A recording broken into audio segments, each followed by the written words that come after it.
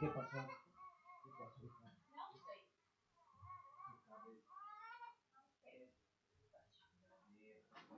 Pai, eu tô trabalhando. No, nunca me pongo un porro. Eu tô trabalhando. Eu tô trabalhando. O que você tá fazendo? Trabajando todo el día de un lado y al otro. Eu também, tá? Seu ignorante. No, no, no.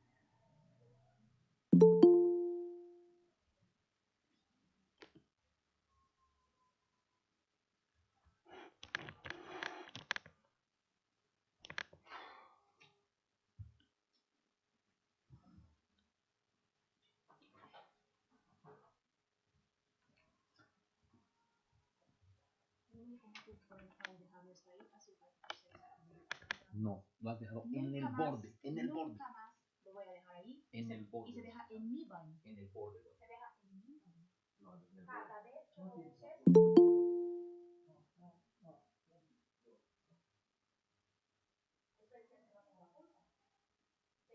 Nunca más lo quiero ver ahí. Y si tú lo usas, lo devuelves. Porque no tengo por qué facilitarte la vida.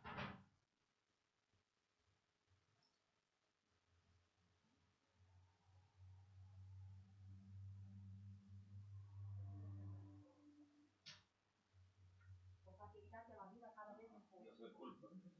Eso No, siempre. la culpable soy yo de querer facilitarte la Sí, vida. exacto. Cada vez que he ido a un lugar, a una esquina o lo que sea, facilitarte la vida, me has jodido. Te has peleado conmigo. Todas las veces que hago algo pensando que va a ser bueno para ti, me jodo. Ya lo he aprendido. Nunca más lo voy a hacer.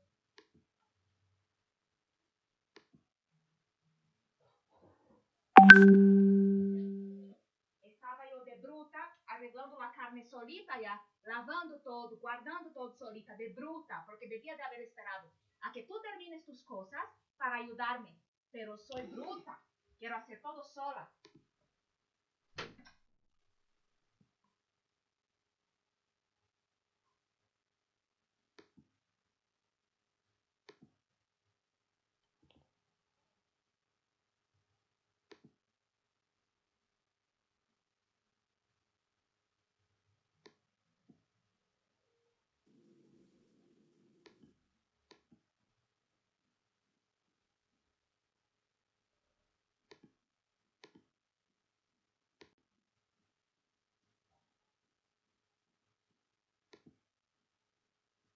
Bueno, espero todos me escuchen. Ya hemos tenido un tiempo pertinente para que todos se añadan. Vamos a continuar con la clase y en resumen, la última clase habíamos visto qué libros vamos a llevar. No me han hecho recuerdo los que les falta el libro para poner el link en el grupo del WhatsApp, pero en general nos hemos centrado en la anterior clase en qué es patología y para qué sirve como herramienta con mi futuro paciente odontológico, ¿no? Entonces, habíamos dicho que la anatomía patológica no se estudia solita, sin estar relacionada con varias otras asignaturas o materias, ¿no ven? Entonces,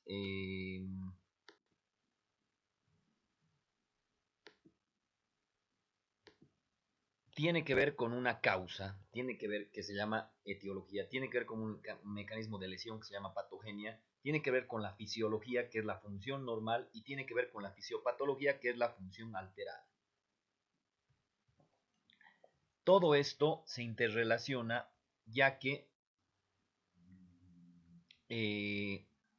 para que haya una patología o una enfermedad debe de haber una causa, un mecanismo de lesión y una alteración funcional que finalmente desemboca en una alteración morfológica, que es lo que estudia la anatomía patológica. Entonces, en resumen, ¿qué estudia la anatomía patológica? La morfología de la enfermedad.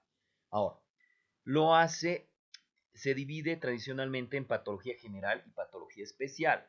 En el caso de ustedes, este año llevan patología general conmigo y lo que se llamaría patología especial es patoestomato, es decir, las lesiones, las enfermedades específicas de la cavidad oral las van a llevar el próximo año. En este año nosotros llevamos lo que es general, pero si tú aprendes bien patología general, patoestomato es sencillísimo el siguiente año. Esta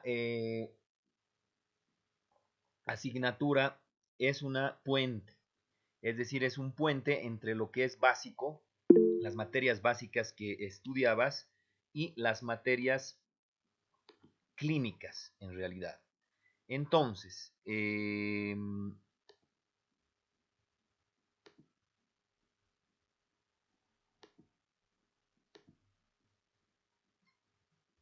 tradicionalmente se divide en patología general y patología especial.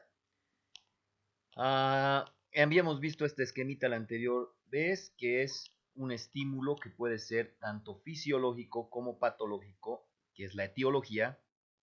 Puede ser físico, químico, microbiológico, inmunológico, psicosocial, neoplásico, me refiero a neoplásico como cáncer, y este puede hacer perder la homeostasis. Y al perder la homeostasis, se desencadena un mecanismo de lesión que se llama patogenia, y eso va a desencadenar una alteración funcional, que luego puede producir una alteración morfológica, que es a lo que se dedica la anatomía patológica, a los cambios morfológicos.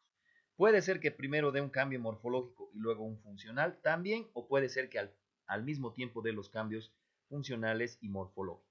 Todo esto va a tener una expresión clínica. ¿A qué nos referimos con expresión clínica? A los síntomas y a los signos, a la representación subjetiva y objetiva de la enfermedad. En general, un médico u odontólogo lo que intenta es partir de aquí, síntomas y signos, para llegar a dónde? A la causa, porque en teoría si quitas la causa, se cura el paciente. ¿Qué partecita del rompecabezas tiene que ver la anatomía patológica? Cambios morfológicos. Entonces, para que se ubique en el proceso diagnóstico de razonamiento clínico, donde encaja la anatomía patológica, está aquí, ¿no ve? Cambios morfológicos, cambios fenotípicos, morfología de la enfermedad, siempre centrados en la morfología. Es por eso que en la última clase dijimos que cambios morfológicos, expresión morfológica, expresión fenotípica es lo mismo. Decir expresión fenotípica es como decir cambios morfológicos, igual.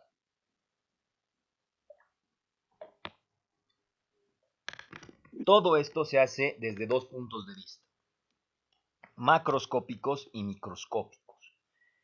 O sea, macro es ojímetro, ¿no ve? Y micro con el microscopio. La última clase habíamos quedado que para ustedes lo más importante y central es entender y aprender a identificar una lesión en cavidad oral a ojímetro, macroscópico. Obviamente que eso después se va a mandar con una biopsia al estudio histopatológico y ahí yo te voy a confirmar si tus sospechas eran ciertas, si era cáncer, no era cáncer, si era un papiloma, si era una gingivitis, ¿qué sería? Entonces, nosotros no nos vamos a centrar en la parte de histopatología.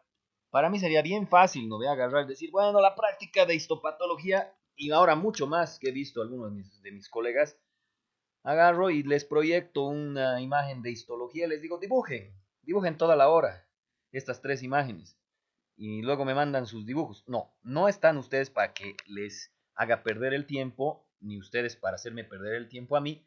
Todo lo que aprendamos aquí debe de ser aplicado de manera directa en un contexto real con tu paciente. Es decir, que no tenemos tiempo que perder para estar haciendo de cuenta que aprendemos. Entonces, si tu cerebro se da cuenta que es importante para algo, lo que te estoy enseñando, es mucho más difícil que se olvide. Eso se llama aprendizaje significativo, porque como tu cerebro sabe que sirve para algo, entonces es más difícil que te olvides. Por eso es que olvídense de que en las prácticas les haga hacer dibujos y luego el examen sea de dibujo artístico y memoria fotográfica. Me refiero a la parte de, tal vez así han llevado histología.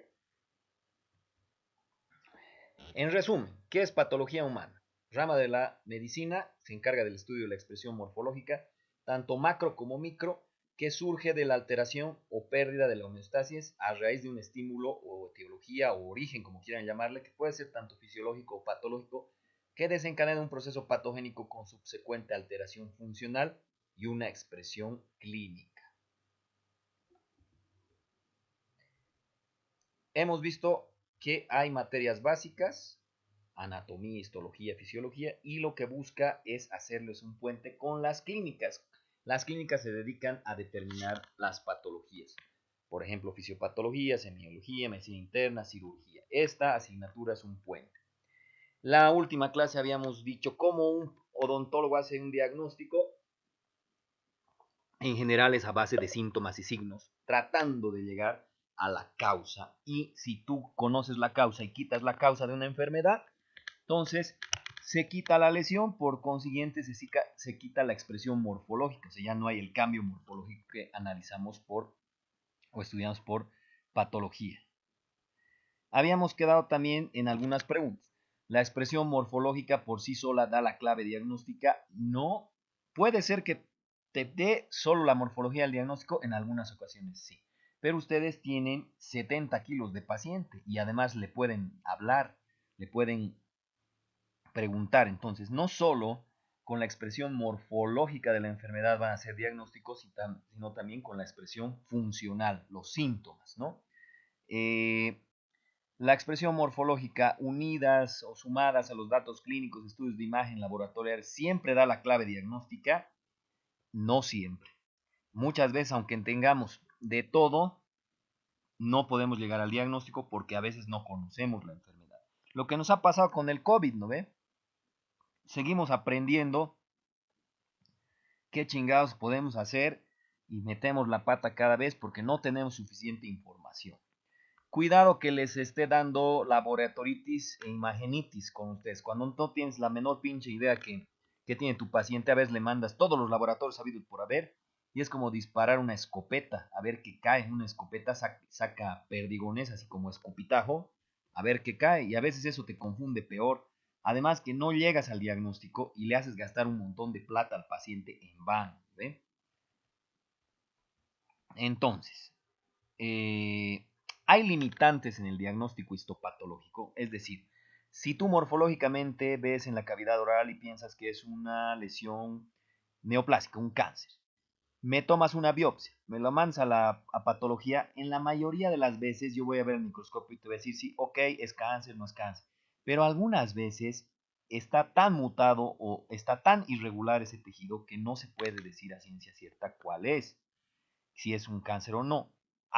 Eso se llama limitantes del diagnóstico histopatológico. Pero gracias a Dios tenemos otras características otros laboratorios que nos pueden complementar. En general, la microscopía electrónica, la biología molecular, la genética, son de alto costo. Y si algunos meses atrás hubiéramos recibido esta clase, les hubiera dicho que esto es como cosas de película de ciencia ficción en Bolivia. Solo teníamos la inmunohistoquímica, que tenía un costo medio, digamos. Cuando al microscopio no podíamos saber qué es, esto le hacíamos los patólogos y tenía un costo medio. Esto era carísimo, estaba entre $1,000 a $1,500 y no había en Bolivia, no había mucho lugar. Ahora, a propósito del COVID, nos ha empujado a que sí o sí nos vayamos al siglo XXI, porque el diagnóstico para COVID no puede ser por tejido, no lo vemos al virus porque es muy chiquito, tiene que ser por biología molecular, es decir, que necesitamos PCR. Por eso es que de los poquitos laboratorios que había ahora se ha implementado un montón, le hemos tenido que sí o sí bajar los costos y en general una prueba de COVID por biología molecular te vale unos 1,000 bolivianos, o sea, unos $150. Lo que hace años atrás estaba valiendo $1,500. Ahora se han baratado los costos porque es necesario y ha tenido que llegar a fuerza esto a Bolivia y a todos los países. Antes la inmunohistoquímica estaba por ahí $70, $100, pero en comparación a esto, 1,500 era todavía difícil, entonces preferíamos la inmunohistoquímica. Ahora que hay la biología molecular, se usa y se va a seguir seguramente usando para diagnóstico de cánceres específicos y demás, cuando no se puede con la simple laminilla en el laboratorio de histopatología. ¿A qué se refería como inmunohistoquímica? Hay anticuerpos contra todo. Les voy a decir que actualmente hay anticuerpos contra todo lo que te dé la gana. Puede haber antidentina, anticemento, antiepitelio, antiglándula lagrimal, antitiroides. Eso nosotros lo usamos como ventaja. Si sabemos a dónde se va a ir a unir, si se une, quiere decir que hay esto. Si no se une, quiere decir que no. Entonces, hay inmunohistoquímica, anticuerpos contra todos los cánceres. Entonces, obviamente que cuando no se puede ver porque está muy mutado el tejido qué tipo de cáncer es, entonces le pedimos anti-lengua, anti-cemento, anti-diente, ante lo que ustedes quieran, de hueso, pero obviamente que cada marcador vale entre 50 a $100. Entonces no podemos disparar una escopeta al aire a ver qué cae, ¿no? Porque no le podemos hacer 10 estudios gastar $500 y no saber qué es. Entonces siempre el as bajo la manga de un odontólogo o un médico es la clínica, en base a la edad, la localización, sus síntomas y signos, una hipótesis de lo que estoy pensando que es. Recién puedo usar inmunistoquímica disparando a algo que ya creo que va a ser, porque si disparo al aire esperando a ver qué cae,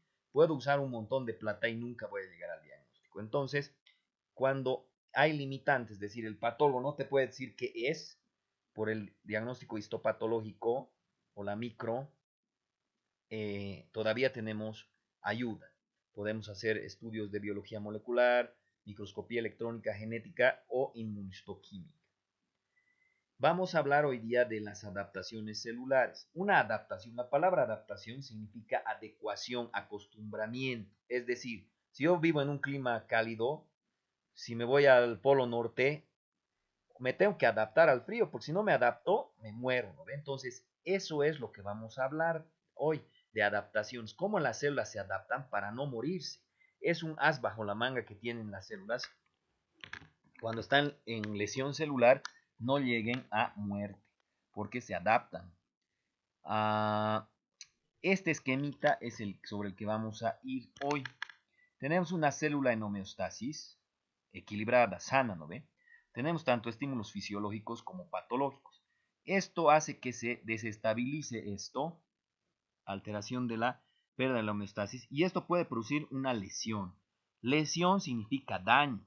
Esa lesión celular puede ser tanto reversible como irreversible. En su propio nombre te está diciendo lo que es cada cosa. ¿Qué entienden ustedes por una lesión reversible? ¿Qué será reversible y qué será una lesión irreversible? ¿Qué entenderán por eso? Doctor, Aparecer después, Perdón. algo que puede volver a aparecer. La reversible puede volver a lo normal, ¿no ve? Y la irreversible, Se queda una yo no necrosis, una apoptosis, ¿no? sí, o sea, ya muere, ¿no ve? La célula. Entonces, la reversible puede revertirse a la normalidad. Miren la flecha, hasta aquí, ¿no ve? Pero la irreversible solo tiene un camino, muerte celular. Y la muerte celular tiene dos patrones identificables morfológicamente. ¿No ve que la anatomía patológica estudia morfología de la enfermedad? Entonces, hay dos formas, una forma que te dice es necrosis y otra forma que dice apoptosis. El único camino en una lesión celular irreversible es la muerte. Pero hablaremos de la lesión celular reversible. Tiene varios caminos. Por ejemplo, un camino es que si el estímulo continúa, si sigo madreando a la célula, por ejemplo, calor, infección, sigo, puede ir a qué? A progresar a una lesión celular irreversible. También podría quitar la causa, la patología, la bacteria, ¿no ve? La quito y, como habíamos dicho, esto puede revertir a qué? A la célula en homeostasis, a la normalidad. Entonces, ¿qué caminos tiene? Una, le quito el estímulo, va a la homeostasis. Otra, sigue el estímulo, no puede más la célula, va a irreversible, y el único camino que es irreversible de las lesiones celulares irreversibles es la muerte celular por necrosis o apoptosis. Ahora, un caminito más tiene la lesión celular reversible. Si sigue el estímulo, sigue golpeándola a la célula, para que ésta no se vaya hacia aquí, puede salir a esto, a adaptación celular, a adecuación, a acostumbramiento, a nueva homeostasis. Estas adaptaciones celulares, su objetivo es que cuando hay una lesión, está aquí, infringiendo, no vaya a lesión celular irreversible. Entonces, esta lesión celular reversible, antes de que se vaya aquí y a muerte, se sale a adaptación, a una nueva homeostasis. Las adaptaciones celulares son cambios morfológicos que le ayudan a la célula a resistir las lesiones, los estímulos que la lesionan. Las adaptaciones celulares son solo 4: hipertrofia, hiperplasia, metaplasia y atrofia. Para que sean adaptaciones celulares, tienen que cumplir con características bien específicas.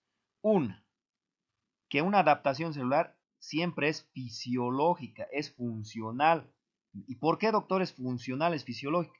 Es fisiológica porque su objetivo es evitar la lesión. Entonces es algo normal que te protege. Entonces una adaptación celular siempre es fisiológica. Una adaptación celular puede desencadenarse por algo normal, o sea, por estímulo fisiológico, y también por estímulo patológico. O sea, por una causa normal te puede dar una adaptación celular o por una causa anormal, patológica. La adaptación celular es reversible. ¿Qué quiere decir esto? Que cuando ya no hay ni estímulo fisiológico ni patológico, o sea, le quitas esto, la forma que ha cambiado la célula, y a la vez la forma y ha cambiado la función además, hace que pueda volver a la misma célula, se cambia otra vez a la misma.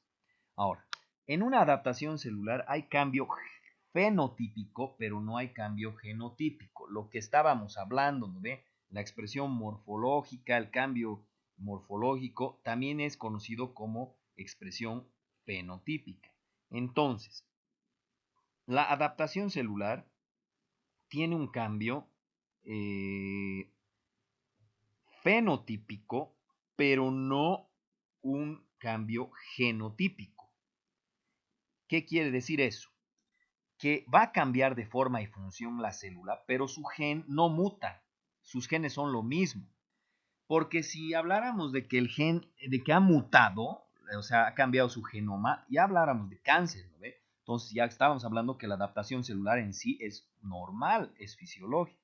Entonces, ¿qué características en general tiene una adaptación celular? Es fisiológica, tiene causa tanto fisiológica como patológica, es reversible cuando le quites esta causa, tiene cambio fenotípico, es decir, cambio de forma, pero no tiene cambio genotípico. Un ejemplo claro, conciso, es la metaplasia, porque aquí tenemos hipertrofia, hiperplasia, metaplasia y atrofia. La metaplasia. La metaplasia, ¿qué cosa es? Es un cambio de una célula madura con una forma determinada a otra célula madura con otra forma y función determinada con un objetivo, proteger a esa célula de no morirse, de no irse hasta aquí y venirse aquí a muerte celular. Ahora, ¿qué ejemplo clásico siempre está en el libro? Es el reflujo. ¿Qué es el reflujo? El reflujo es cuando comes, se va del esófago a tu estómago la comida. El estómago hace ácido. El ácido debe de estar ahí nomás, porque si se saliera del estómago otra vez al esófago, te lesionaría. Para que no pase eso hay como hay un músculo ahí que se llama esfínter, entonces te tapa para que no salgas. Por eso es que si comes y te das una voltereta, no se va a salir tu comida. Pero cuando falla ese esófago, cuando falla la función de ese esófago, es que, y se abre esa compuerta, entonces, por ejemplo, comes y te recuestas y en la noche el ácido se puede vaciar de tu estómago, va hacia el esófago, incluso puede llegar a las cuerdas bucales, incluso puede llegar a cavidad oral y estragar los dientes, hacer unas úlceras en cavidad oral. Muchas veces el primero que se da cuenta de que tiene reflujo el paciente es el odontólogo. Entonces, ese esófago y esa cavidad oral no está hecha para ese ácido del estómago. El epitelio que tiene el esófago y la cavidad oral es plano. Se van a acordar siempre de que en histología, cuando es plano, es para protegerse o aislar. Y cuando es cilíndrico, o sea, como un cilindro, ¿no ve? Un tubo, es para secreción o absorción de algo. En el estómago, obviamente que no va a ser plano, porque tiene que tener un cilindro para que salga ácido, ¿no ve? El epitelio del estómago es cilíndrico, mientras que el del esófago y la cavidad oral es plano. Ahora, todo el ácido del estómago, después, para digerir y se absorba, va a ir al duodeno. En el duodeno, que es el intestino delgado, es delgadito y podría digerírselo, romper con el ácido, ¿no ve? Pero tiene dos barreras. Su célula cilíndrica produce moco. Entonces ese moco hace como de barrera física, es como ponerte un guante, digamos, ¿no? Y agarrar ácido. Entonces ese moco lo cubre el epitelio del duodeno. Pero ese moco además no es ácido, es básico. Y ya saben ustedes que pH con pH, el pH ácido le pones algo básico y se neutraliza. Entonces, neutraliza el ácido por el pH, porque su pH es básico, y además hace como una barrera física protectora. Entonces está súper adaptado el intestino delgado para recibir ácido. Pero el que no está adaptado para recibir ácido es el esófago. Entonces, si tú le lesionas al esófago con ácido, le puedes producir una úlcera, una lesión celular irreversible, muerte celular. ¿Qué habíamos dicho que tiene el esófago para salir y no llegar a una lesión celular irreversible? Adaptación celular. En este caso conviene la metaplasia.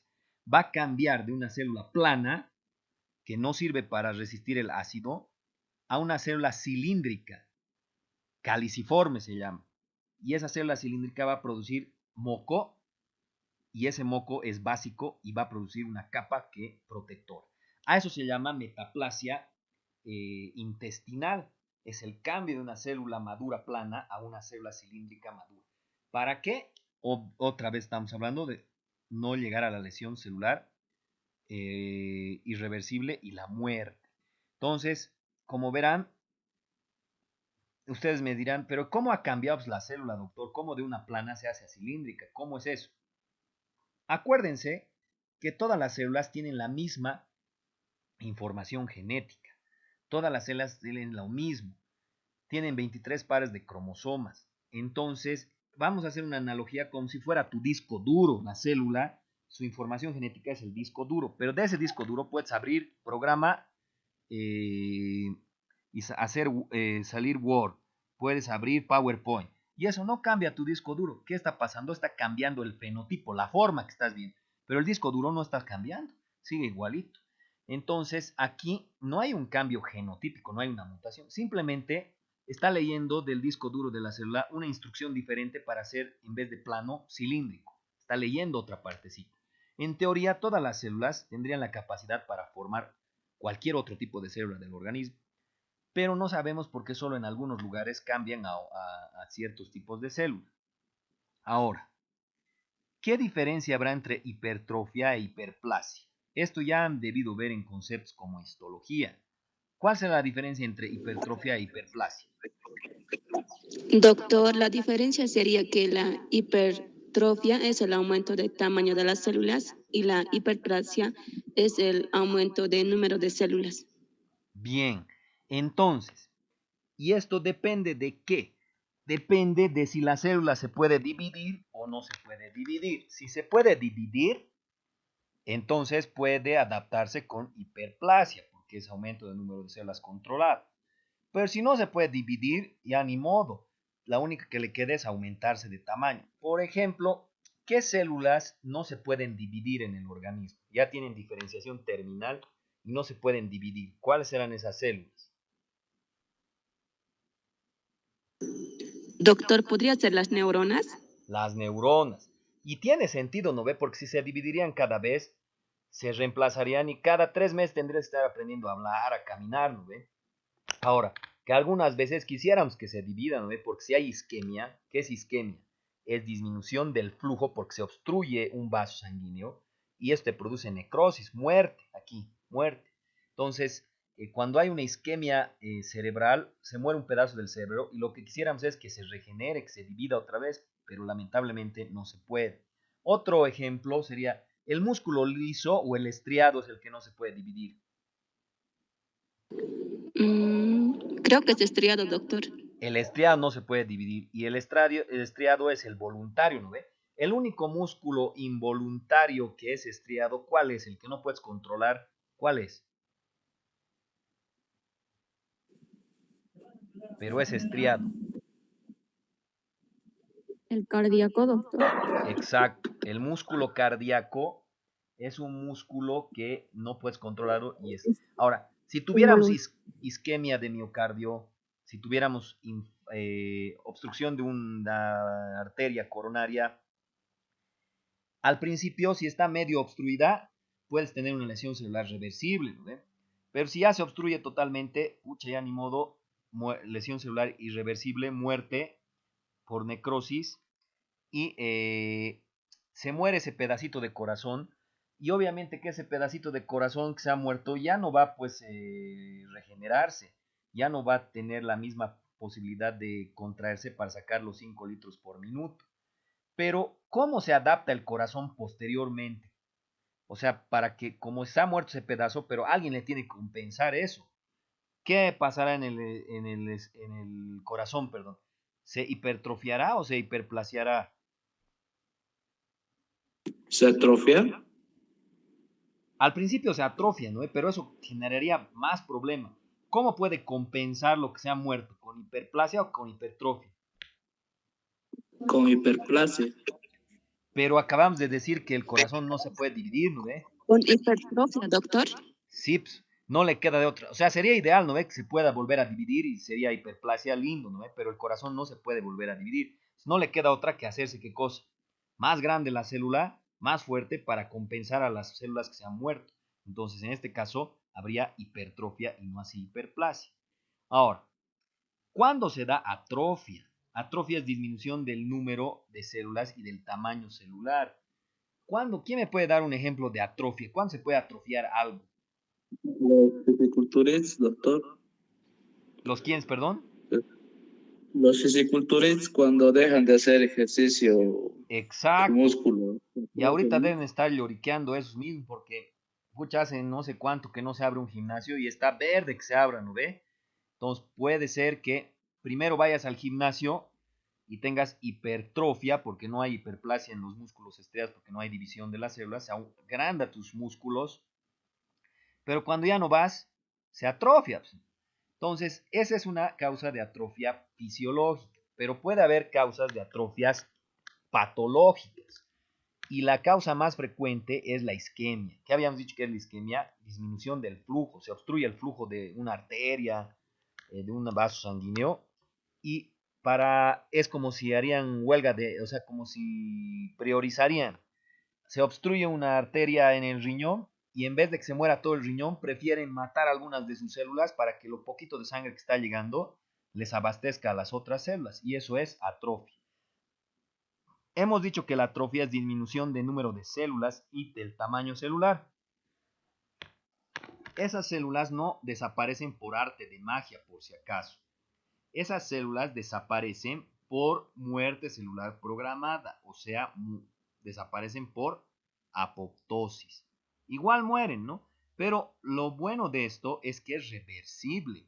O sea que si, digamos, abres otra vez ese conducto, esa arteria, le haces vasodilatación, ya no está obstruida, ese riñón que era chiquitito porque estaba atrofiando, porque no le estaba llegando suficiente sangre, le haces llegar más sangre y puede revertir la atrofia otra vez a hiperplasia e hipertrofia y vuelve a lo normal. Entonces, concreto, tenemos tanto estímulos fisiológicos como patológicos, eso puede producir una lesión celular. La lesión celular puede ser reversible o irreversible. El único camino de la lesión celular irreversible es la muerte por dos patrones, necrosis o apoptosis.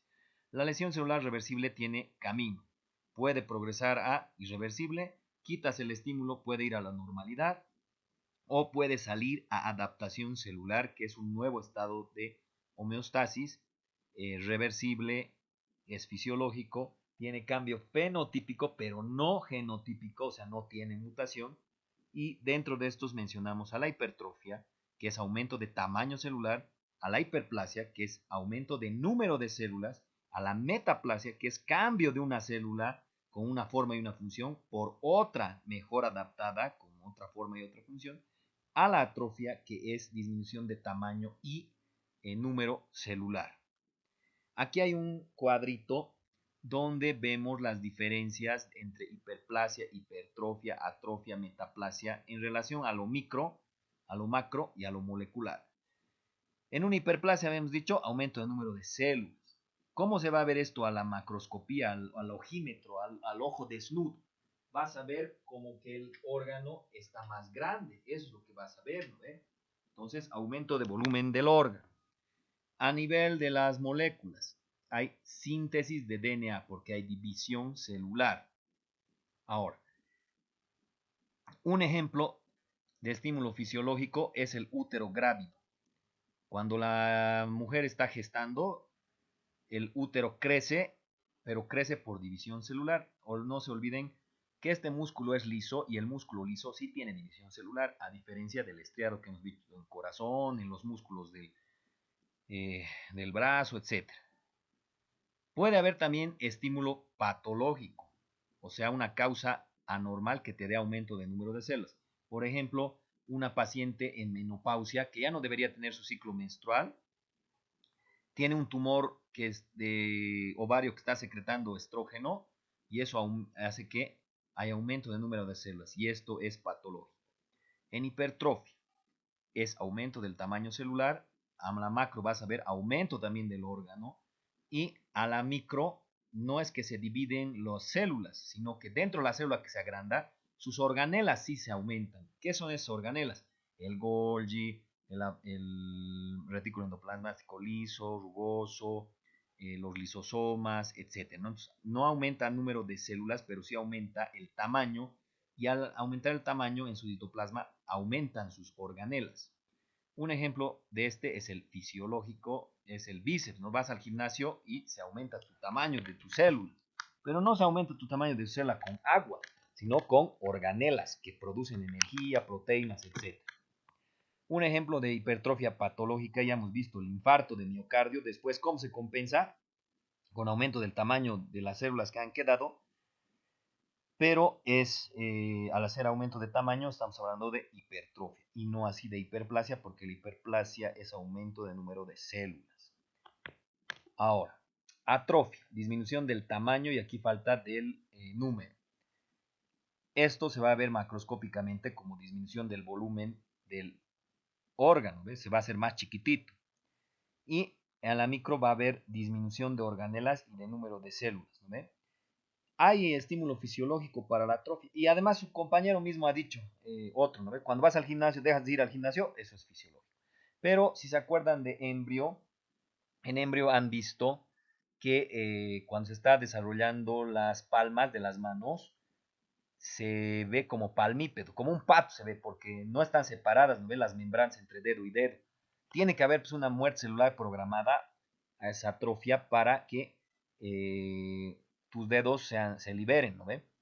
Entonces sí hay ejemplos fisiológicos de atrofia, pero también hay ejemplos patológicos, de causas patológicas. Por ejemplo, la denervación. Cuando no hay un nervio que esté estimulando al músculo, se hace chiquitito los músculos. Ejemplo de esto facilito, han visto a los pacientes parapléjicos, cuando están en silla de ruedas, sus piernas, porque no tienen ya inervación, ya no tienen nervio, se hacen chiquititos, se atrofian, se reducen, ¿no ve?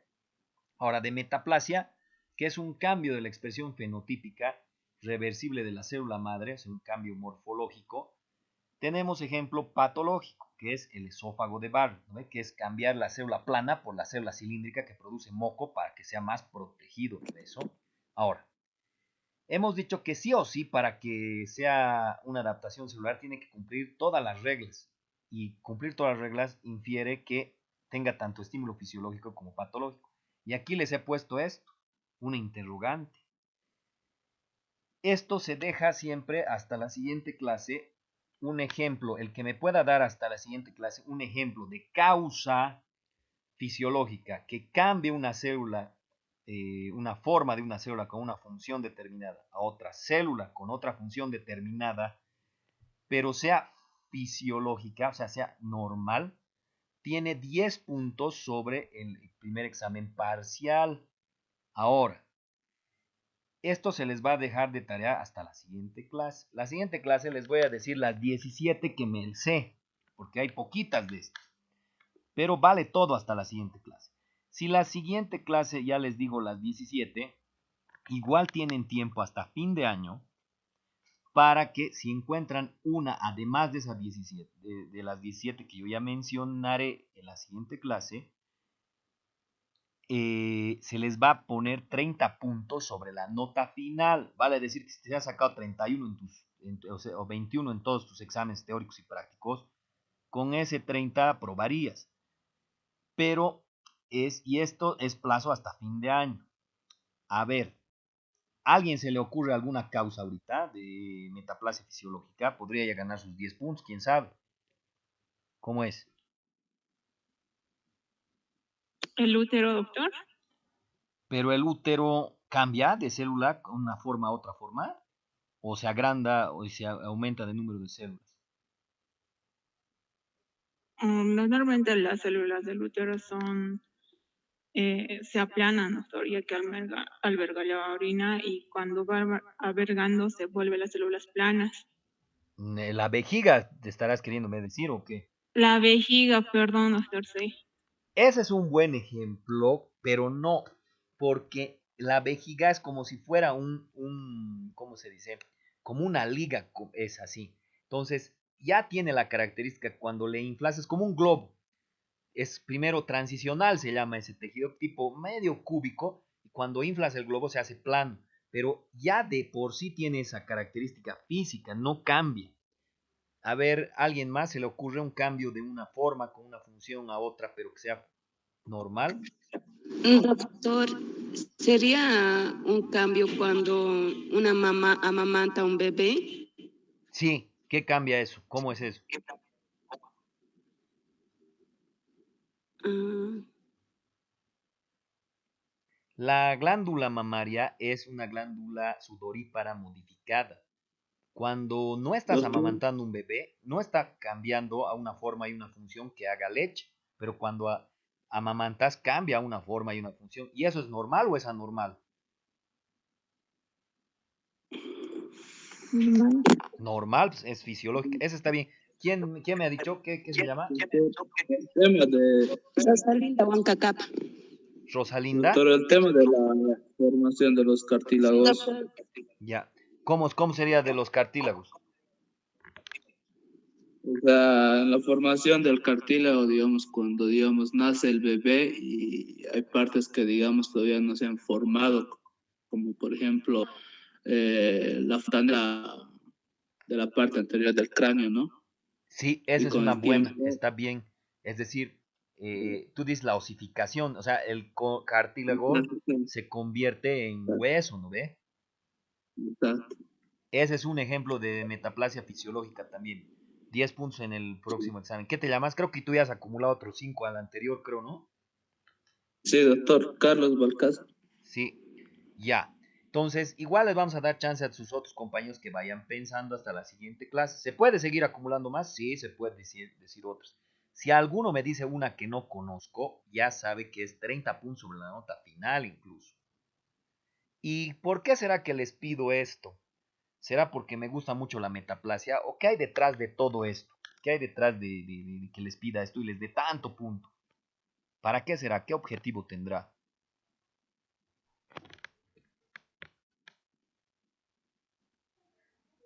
¿Cómo es? ¿Qué se les ocurre? ¿Por qué el doctor Villarroel estará pidiendo esto y dando tantos puntos? ¿Por qué será?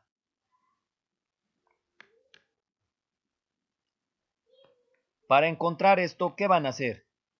¿O solo van a pensar? ¿O qué van a hacer? ¿Qué van a hacer? Investigar, doctor. Van a investigar, ¿no ve? Lo primero que van a decir es, a ver, ¿dónde? Hasta las palabras que pongan en el googlazo van a tener que ser bien específicas, ¿no ve? Van a aprender, eso se llama medicina basada en evidencias. Además, cualquier googlazo capaz te lleva a una soncera, ¿no ve? Entonces tal vez vas a decir, pucha, ¿dónde será que busco que sea mejor, que sea más científico, ¿no ve? Entonces tal vez vas a intentar buscar revistas científicas. Eso es una característica que cualquier odontólogo o médico tiene que tener. Tiene que tener las herramientas de investigación, porque todo evoluciona rápido. Ahorita con el coronavirus ya, si me dicen, a ver, ¿de qué libro puedo leer coronavirus, doctor? De ninguno te voy a decir, ¿no? Pero también me va a decir, ¿puedo leer de las noticias? Sí, pero no vas a saber si es una fumada o no, como la ivermectina o como que ahora dicen que la dexametasona va a salvar al mundo. Eso ya sabíamos, la dexametasona es un corticoide, ya sabíamos que para la respuesta inflamatoria, pero no es algo que te va a evitar que te contagies, ni te va a curar. Esa dexametasona es cuando ya estás liquidado, a ver un medicamento más que te pueda ayudar, pero como había dicho en alguno de mis videos antes tutoriales, si la ivermectina es la neta del planeta, ¿por qué siguen muriéndose los pacientes y por qué se siguen infectando?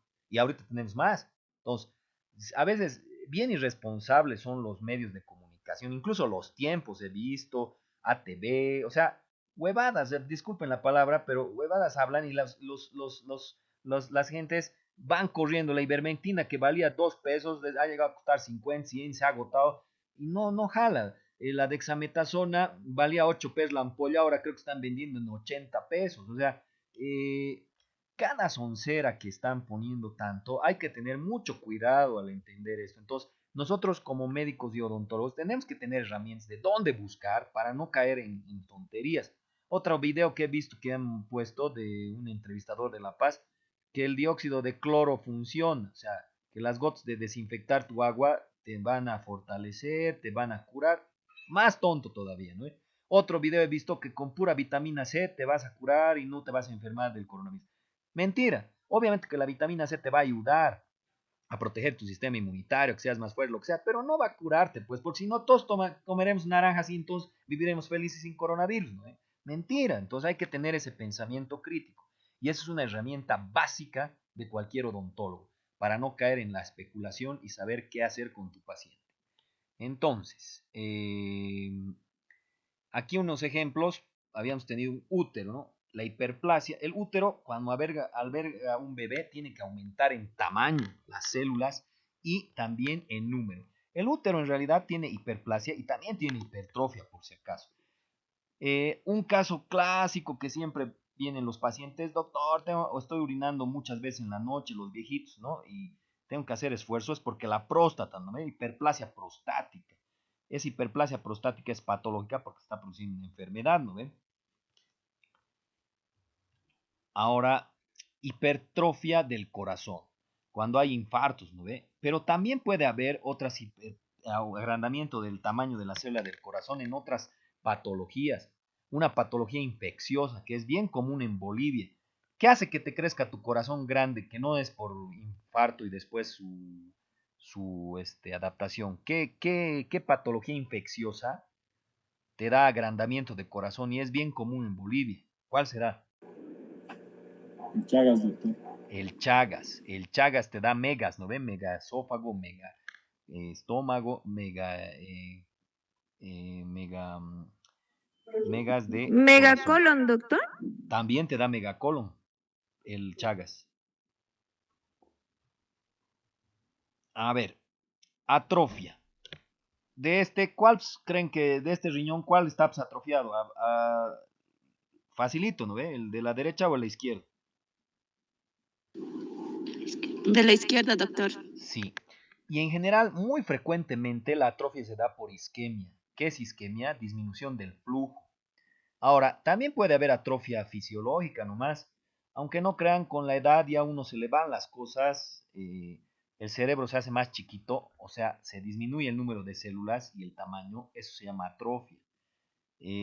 Para evitar, digamos, que tengas una atrofia senil, ¿qué es? Porque generalmente cuando ya eres viejito se te van olvidando, se va haciendo chiquito tu cerebro. Pero ¿cómo puedes combatir eso? Para que no llegues a estar así, disminuir tu capacidad cognitiva. ¿Cómo podrías Hacer actividades, doctor. O leer. actividades? Uno, físicas y otro también mentales, ¿no ve? Por eso es que mucha gente no se quiere jubilar porque se jubila y ya se liquida. O sea, el hecho de estar pensando, resolviendo, haciendo, hace que se estimule, es como un músculo, ¿no ve? Entonces, otra vez aquí tenemos causas de atrofia. Aquí, si es por isquemia, es patológica. Y la atrofia senil es fisiológica, es normal, natural, que cuando eres viejito se va disminuyendo de tamaño, ¿no? Metaplasia, aquí hay un ejemplo de metaplasia. Aquí es lo que les decía. Este es epitelio plano y aquí hay epitelio cilíndrico. Entonces el plano se convierte a cilíndrico. El plano es para aislamiento y protección, pero este aislamiento y protección no sirve para el ácido, el plano. El que sí te sirve es el cilíndrico, ya que el cilindro te produce moco y ese moco produce una capita para proteger físicamente y además ese moco es básico, no es ácido. En realidad una célula, como les decía, tiene potencial de hacer varios otros tipos de células, miren, de acuerdo al estímulo. No sabemos por qué, pero algún día algún investigador seguramente descubrirá cómo producir, por ejemplo, una célula nerviosa, o sea, que un músculo, por ejemplo, se convierte en una célula nerviosa y eso curaría a un parapléjico, ¿no ve? Alguien que está paralítico lo curaría. O en un corazón, imagínense que justo se ha muerto tanto el corazón que ni siquiera aumentando el tamaño de las fibras musculares compensa y tengas una insuficiencia cardíaca.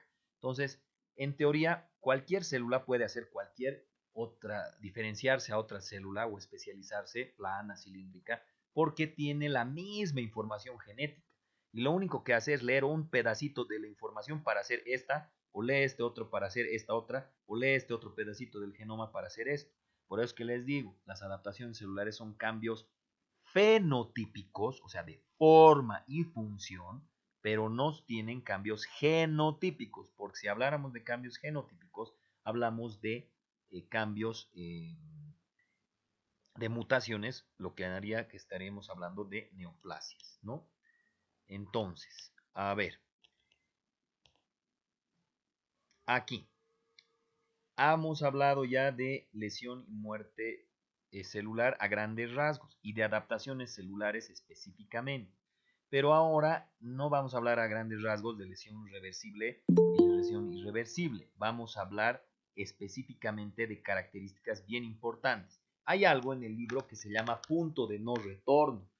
Un punto de no retorno es cuando desde aquí ya pasa este límite, se ha ido aquí, ya no puede volver aquí. Entonces, cuando pasa el punto de no retorno, una lesión celular reversible se convierte en una irreversible. Ese punto de no retorno es cuando se madrea la mitocondria. La mitocondria es la que produce ATP, ¿no ve? La energía. Entonces, tú la puedes golpear a una célula todo lo que quieras, pero puede volver si tiene todavía chance de producir su energía. Pero si no tiene chance de producir su energía, aunque quieras, ya no puedes hacerle nada. Vamos a hacer la analogía con un auto. Por ejemplo, ahorita yo me voy a mi turno en el gasto. Lo dejo mi auto con las luces encendidas toda la noche porque me he olvidado. ¿Qué va a pasar con mi batería? ¿Qué pasará? Chao, pues doctor, tu Chao, batería. ¿no ve? Al día siguiente para encender, voy a encender, no va a dar, ¿no ve? Pero ya lo boto mi auto, lo boto mi batería, ¿o cómo podría arreglar eso? Hay que hacer cargar toda la batería. Exacto, porque la batería sigue, ¿no ve? O se ha roto. No se ha Sigue, roto, pues, ¿no ve? doctor. Sigue, ya. Ahora, digamos que le he cargado, le he dicho a mi cuate, carga, pásame corriente, por favor, ya cargo y ya estoy yendo rápido a mi otro turno de la Univalle. Me carga, pero justo como le hemos sacado mi batería, le hemos desatornillado, no le hemos atornillado bien. Y yendo rapidito a la Univalle, me meto un hueco, ¡pum! Y mi batería vuela, se golpea contra mi motor y se fractura, se rompe mi batería. ¿Va a encender mi auto? No, doctor. No enciende. Y ahora soluciones, ¿qué podemos hacer con eso? ¿Cargo mi batería otra vez o qué? Comprar Le una cambiaría la batería. Nueva batería. Sí, pues porque si le cargo la va a explotar, ya no sirve, ¿no ve? Entonces, ¿cuál será el punto de no retorno aquí? Lo mismo, ¿no ve? ¿Cuál es la batería de una célula? la mitocondria. La mitocondria. Entonces, si la madreas a la célula, pero sus mitocondrias siguen jalando, cuando quitas el estímulo, por ejemplo, en un infarto de miocardio, le estás cerrando la llave de oxígeno y nutrientes y la estás lesionando a la célula. Pero si sus mitocondrias están intactas, no pasa nada. Pero si sigues quitándole el oxígeno y nutrientes y la mitocondria se rompe, o sea, tu batería se rompe, ya, pues, aunque le pusieras oxígeno y nutrientes, abrieras el flujo sanguíneo y ya no estuviera obstruido, ya ni modo, pues igual ya no puedes hacer nada porque tu mitocondria ya está rota, ya no puede dar ATP y entonces eso es lo que se llama punto de no retorno. Se rompe tu mitocondria, listo, chao, ya no hay cómo, aunque le pongas oxígeno, nutrientes, lo que quieras hacer, no pasa nada. Va a lesión celular irreversible y eso consecuentemente a muerte. Y la muerte puede ser o por necrosis o por apoptosis. Entonces, aspectos relacionados a la lesión celular reversible e irreversible. Cuando desaparece el estímulo, la lesión celular reversible revierte. Hay depresión. ¿Qué significa depresión? Baja de ATP, pero no hay ausencia total de ATP. Hay tumefacción de la célula, es decir, se hincha la célula, porque en fisiología deben estar viendo ¿qué se llama esto? El equilibrio ha sido el equilibrio electrolítico, ¿no ve? Hay la bomba de sodio-potasio, ¿no ve? Es para que entre agua y salga agua de la célula. Pero toda la bomba de sodio-potasio funciona ¿con qué? Con energía, con ATP. Y hemos dicho que en una lesión celular reversible está madreada la célula, pero todavía tiene un poquito de ATP. Ese ATP solo va a servir para que viva la célula, pero no puede usar ATP, otra energía que les falta para sacar agua. Entonces, lo que va a pasar es que la célula se va a hinchar. Eso se llama tumefacción celular, se hincha. Entonces, si sigue el daño continuo, va a ir ¿a qué? A una lesión celular irreversible. En la lesión celular irreversible ya no solo está hinchada la célula, sino que se rompe la membrana. Se rompe la membrana de la mitocondria, ya no hay ATP y tampoco hay membrana celular. Entonces, esa sería la diferencia fundamental, ¿no?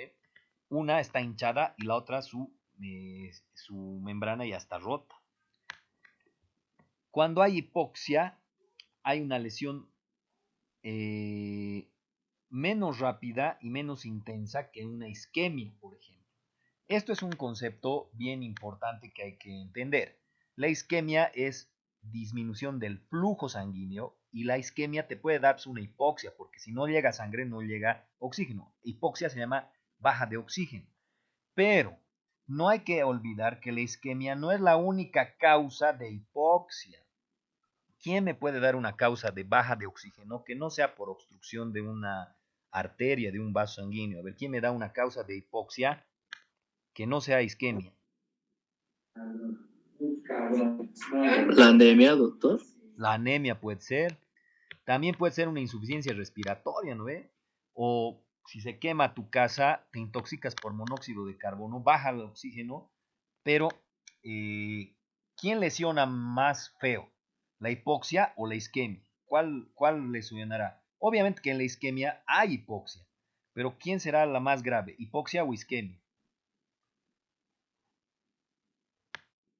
¿Isquemia, doctor? Claro, porque la hipoxia es solo baja de oxígeno, mientras que la isquemia no solo te baja el oxígeno, sino que no le estás llevando nutrientes y no estás recuperando todo el material de desecho. Pueden ser estos estímulos lesivos, tanto lesión celular reversible o irreversible, agentes físicos, químicos, infecciosos, exceso de o deficiencia de nutrientes, todo eso puede producir esto. Entonces, en una hay depresión significa baja de ATP, en la otra hay en las dos hay daño mitocondrial, pero el daño mitocondrial irreversible, o sea, cuando se rompe la mitocondria, ya valió madres. Y cuando se rompe la mitocondria, no se olviden que en la mitocondria hay calcio. Entonces hay una hipercalcemia. Es un dato importante por laboratorio que nos podría decir en una lesión celular irreversible. A ver.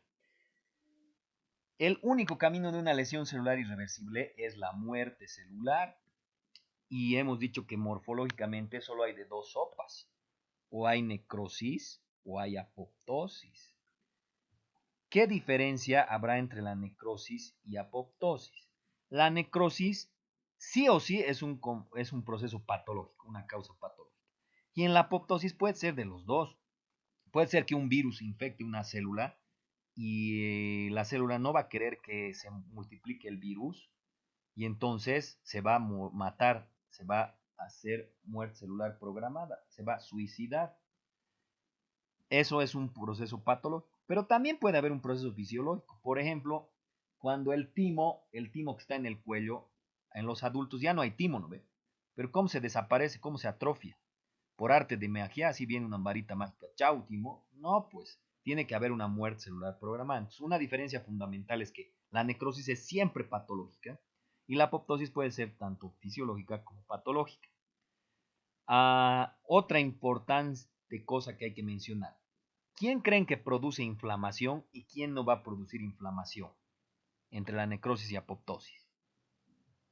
La necrosis va a producir inflamación. Sí, porque hemos dicho que en la necrosis se rompe su membrana y salen sus organelos todo afuera y eso es un estímulo para que dé inflamación. Mientras que la apoptosis no sale nada, se hace chiquitita. Es como si haría huelga de hambre, se va haciendo pequeña, pequeña, pequeña, pequeña, tan pequeña que después viene un macrófago o la misma célula de al lado se la come. Pero siempre hay integridad de membrana, nunca se rompió la membrana.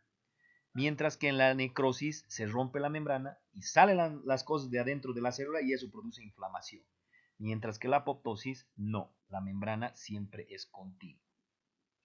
Hasta ahí vamos a llegar hoy día. No se olviden la tareita que es para la siguiente clase, con hartos puntos, ¿no ven?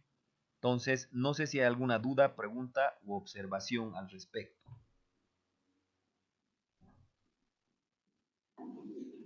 Doctor, le quería preguntar si me escribió, ya que participé, es que por el audio creo que no escuchó mi nombre, sobre el ejemplo de metaplasia.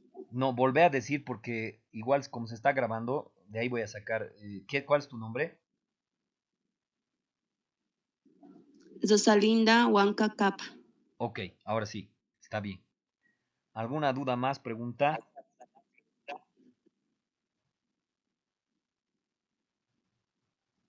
Bueno,